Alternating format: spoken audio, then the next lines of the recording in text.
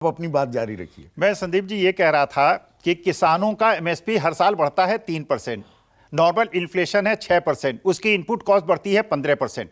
सबसे ज्यादा मार झेल रहा है किसान और युवा जो बेरोजगार है। और क्षमा कीजिएगा, आप और आपके रिपोर्टर जो कह रहे थे कि आप आम आदमी हैं, आप इस देश के हैव्स हैं और वास्तविकता में जो हैव नॉट है वो मेरा पढ़ाया हुआ बच्चा जो एमबीए इंजीनियरिंग करके 20-25 हज़ार की नौकरी जिसको नहीं मिल रही है, जिसके माँ बाप ने खेत को गिरवी रख के अपने बच्चों को पढ़ाया है, वो बच्चा जब नौकरी नहीं पाता है तो देश की हमारी जो सबसे बड़ी शक्ति है कि ये नौजवान, ये हमारी शक्ति भी है और यही सबसे बड़ी वीकनेस हो सकती है। अगर बेरोजगारी दर आपकी बढ़ेगी, अगर इनकम डिस्क्रिमिनेशन बढ़ेगा, 3% लोगों की आमदनी 6 गुनी बढ़ेगी और बाकी लोगों की आमदनी या तो स्थिर रहेगी या कम होगी, नौकरियां नहीं मिलेगी, बेरोजगारी बढ़ेगी।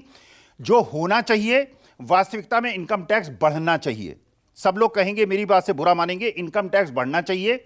और जो सबसे गरीब वर्ग है और जो अल्प मध्यम वर्ग है, जो नीचे अपनी श्रेणी में खिसकता चला जा रहा है, जो मिडिल क्लास है वो लोअर मिडिल क्लास में जा रहा है, जो लोअर मिडिल क्लास है वो गरीब में जा रहा है और गरीब जो है वो बिलो पॉवर्टी लाइन जा रहा है। ध्यान उनको तरफ देने की आवश्यकता है क्योंकि ये समाज के अंदर डिमांड क्रिएट करता है। अमीर आदमी डिमांड नहीं क्रिएट करता, वो सप्लाई क्रिएट करता है।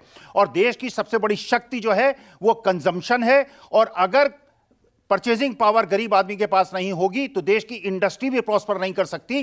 देश की इकोनॉमी को, देश की इंडस्ट्री को बढ़ाने के लिए आवश्यक है कि इनकम का डिस्ट्रीब्यूशन जो पुअरेस्ट ऑफ द पुअर उसके पास जाए, जो पंडित दीनदयाल उपाध्याय ने भी कहा था, जो महात्मा गांधी ने भी कहा था। और आज की तारीख में जो डिस्क्रिमिनेशन बढ़ रहा है, गांव के अंदर इंफ्रास्ट्रक्चर नहीं बन रहा है, सारे के सारे विकास और सड़कें और मेट्रो और बुलेट ट्रेन शहरों के अंदर आ रही हैं, ये डिस्पैरिटी बढ़ रही है, गांव से लोग शहर की तरफ भाग रहे हैं, गांव वीरान हो रहे हैं, किसानी सफर कर रही है और शहर जो है अर्बन स्लम्स बन रहे हैं। ये होना चाहिए, गांव में विकास होना चाहिए, गरीबों की तरफ ध्यान देना चाहिए, लेकिन ऐसा नहीं भारत होगा। का होना चाहिए।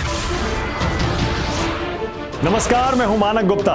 अगर आपको हमारा ये वीडियो पसंद आया हो तो इसे लाइक और शेयर जरूर करें और हां, हमें सब्सक्राइब और फॉलो करना ना भूलें ताकि आप देश और दुनिया की कोई खबर मिस ना करें। तो जुड़े रहिए हमारे साथ और देखते रहिए News 24।